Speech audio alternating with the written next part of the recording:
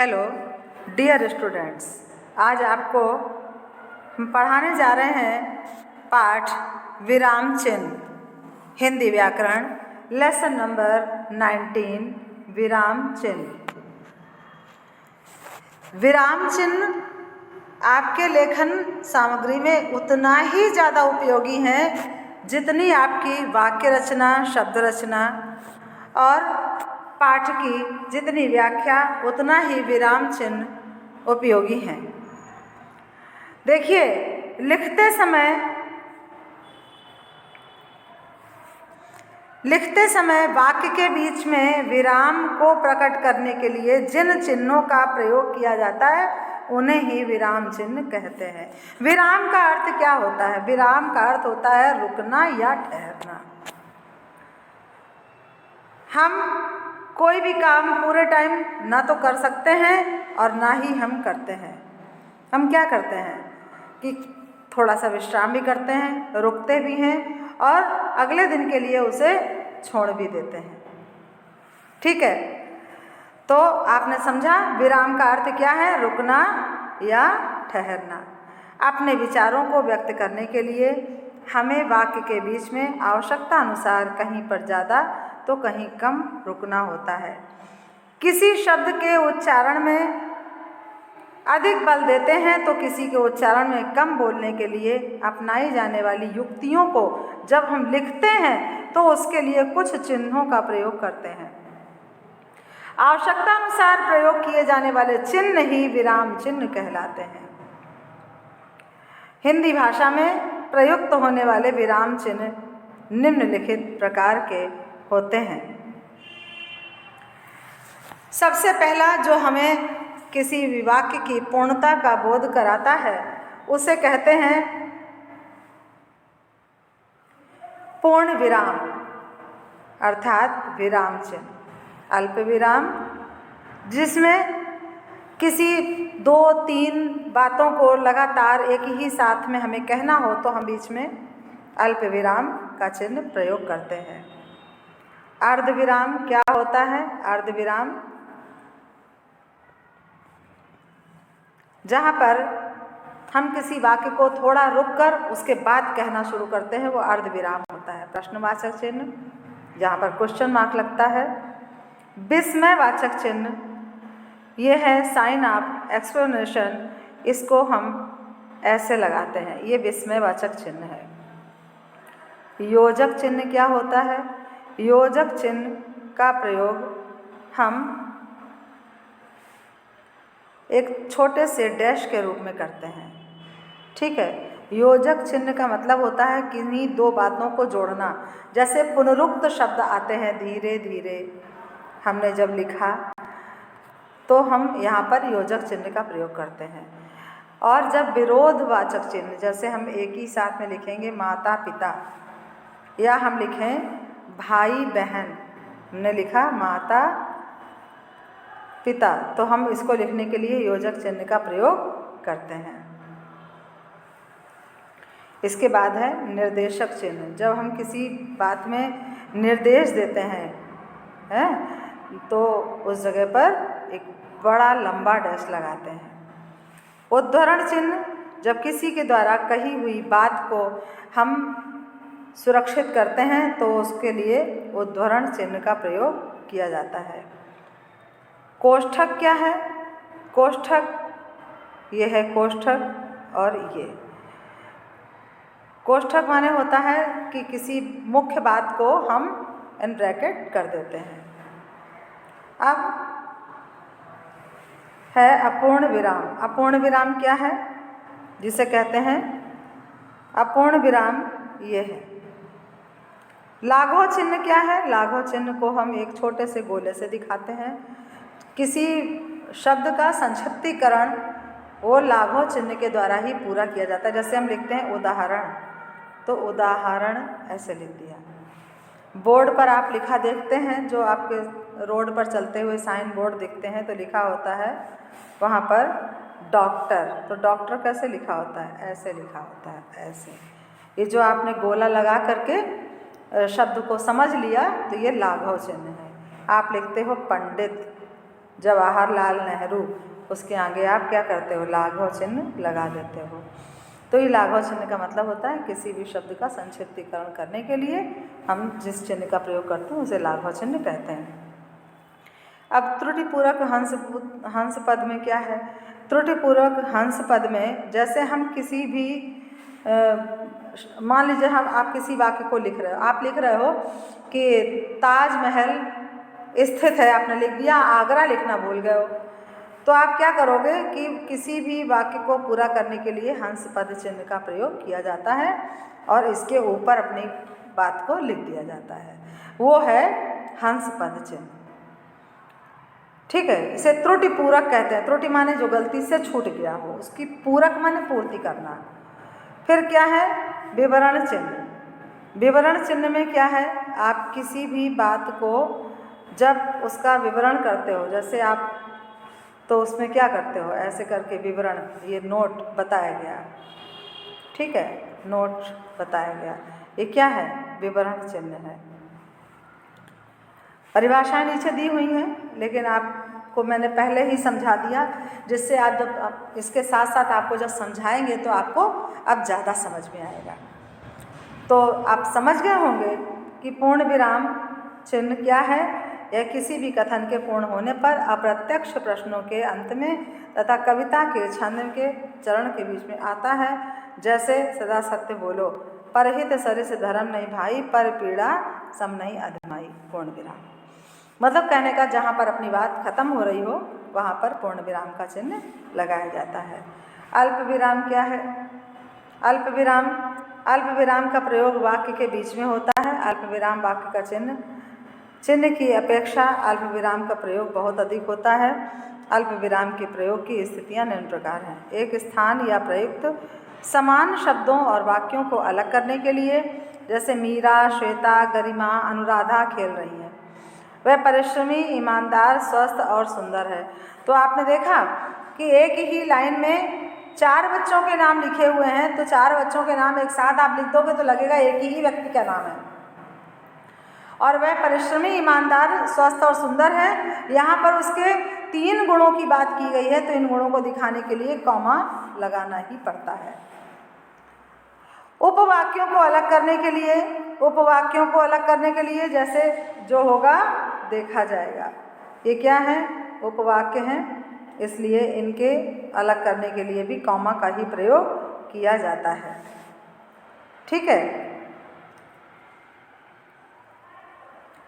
फिर इसके बाद उद्धरण से पहले अध्यापक ने कहा पृथ्वी गोल है।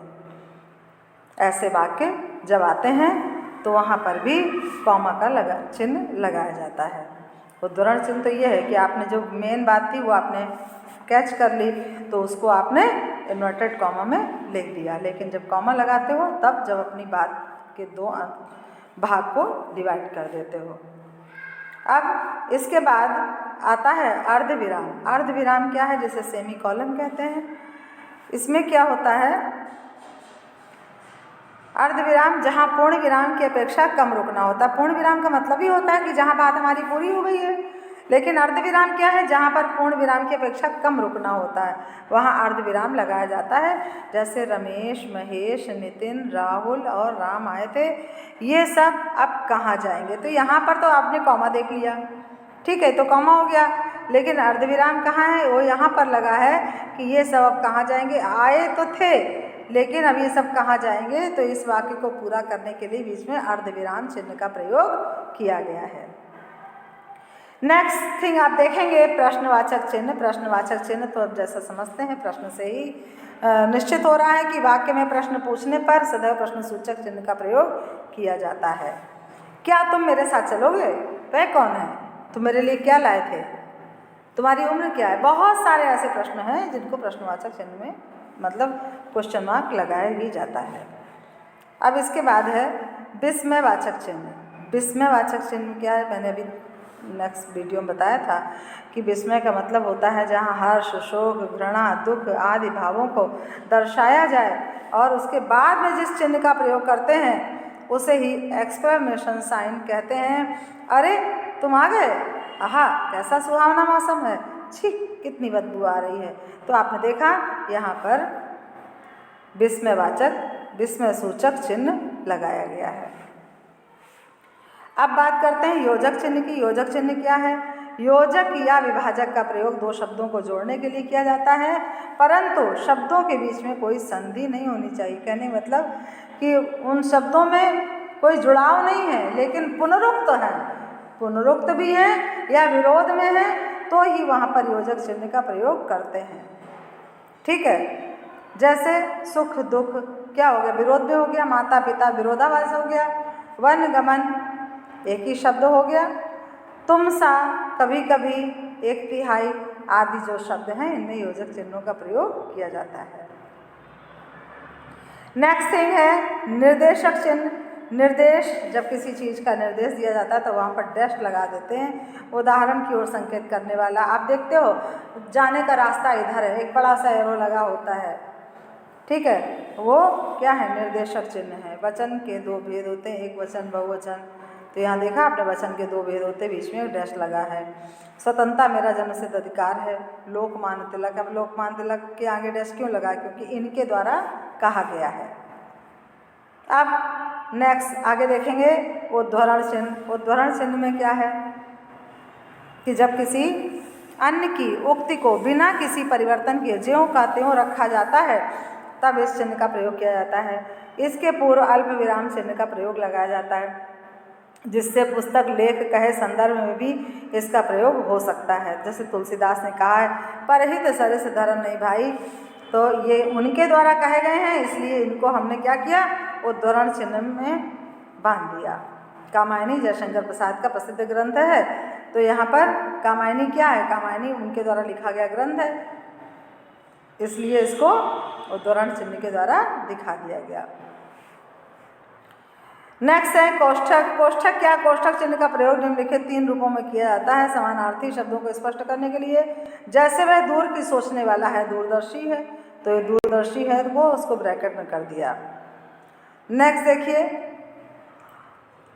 ब्रह्मसूत्र। समानार्थी शब्दों को स्पष्ट करने के लिए जैसे वह दूर की सोचने वाला है, दूरदर्शी है, यहाँ पर ब्रैकेट अर्थात कोष्ठक का प्रयोग किया गया है। अब क्रम सूचक अथवा अक्षरों के साथ जैसे फर्स्ट, सेकंड, थर्ड या का, खा आदि वाक्य के भीतर जो भी आए किसी शब्द को स्पष्ट करने के लिए वहाँ पर कोष्ठक का प्रयोग किया जाता है। डॉक्टर राजेंद्र प्रसाद भारत के प्रथम राष्ट्रपति सादा जीवन व्यतीत करते थे। तो आपने देखा यहाँ पर 2 बातें लिखी एक साथ, लेकिन बात को जो स्पष्ट किया गया है तो उसको आधा ब्रैकेट में दिखा दिया गया, आधा ओपन है। तो जो ब्रैकेट वाला है आपको ये भी समझना, कहने का मतलब ये है कि वाक्य के भीतर भी किसी शब्द को स्पष्ट करने के लिए भी कोष्ठक चिन्हों का प्रयोग किया जाता है। अब अपूर्ण विराम क्या है? उदाहरण या निम्नांकित का संकेत देने के लिए इसका प्रयोग करते हैं। जैसे संज्ञा शब्दों के उदाहरण इस प्रकार हैं, राम, पुस्तक, सच्चाई आदि। आदि कह के बात खत्म कर दी, इसमें बहुत कुछ जुड़ जाएगा, इसलिए ये क्या है? अपूर्ण विराम। ये ना पूर्ण विराम है, ना अल्प विराम है, ना अर्ध विराम है, ये अपूर्ण विराम है। ओके, नेक्स्ट लाघव चिन्ह। लाघव चिन्ह मैंने भी आपको समझाया था कि लाघव चिन्ह क्या है? किसी शब्द को संक्षेप में लिखने के लिए उस शब्द का प्रथम अक्षर लिखकर उसके आगे शून्य लगा देते हैं, जैसे डॉक्टर, पंडित, प्रोफेसर आदि। इतना क्लियर हो गया? अब त्रुटिपूर्वक हंस पद चिन्ह क्या है? जब कुछ लिखने से छूट जाता है तब इनका प्रयोग करते हैं। मैंने बताया था ना आपको कि जैसे ताजमहल है, ताजमहल कहाँ है? अब आगरा लिखना भूल गए तो आगरा लिखने के लिए हम त्रुटिपूर्वक हंस पद चिन्ह का लगा करके उसके ऊपर लिख देंगे। ठीक है, सुख दुख तो लगे रहते हैं, अब जीवन लिखना भूल गए तो जीवन लिखने के लिए यहाँ पर हंसपद चिन्ह का प्रयोग कर दिया गया। अब विवरण चिन्ह, जब किसी बात का उत्तर या उदाहरण अगली पंक्ति में देना हो तब विवरण चिन्ह का प्रयोग किया जाता है।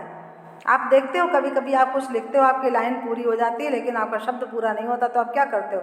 वहाँ पर एक चिन्ह लगा देते हो और उसको आगे ज्वाइन कर देते हो, कंटिन्यू हो जाता है। ये वही विवरण चिन्ह है। अब जैसे क्रिया दो प्रकार की होती है, सकर्मक क्रिया, अकर्मक क्रिया। तो आपने यहाँ पे क्या दिखाया, ये यहाँ पर आपने बीच में एक कॉलम डैश लगा दिया, ये है निर्देशक चिन्ह की तरह ही लगता है। तो अब विशेष बातों में चलते हैं। शब्दों, वाक्यांशों और वाक्यों के बीच में अंत में कहीं रुकना पड़ता है, जिसे प्रकट करने के लिए कुछ चिन्ह लगाए जाते हैं। उन्हीं चिन्हों को विराम चिन्ह कहा जाता है। विराम चिन्हों का प्रयोग लिखित भाषा के लिए अत्यंत आवश्यक है। इसके बिना लिखित भाषा अर्थहीन और अस्पष्ट हो जाती है। भाषा में विराम चिन्ह का प्रयोग उचित स्थान पर ही करना चाहिए। तो I hope my dear students, आप लोगों को ये समझ में पाठ आ गया होगा। ओके क्लास, अब नेक्स्ट वीडियो में आपको हम अलंकार पढ़ाएंगे। Thank you everyone.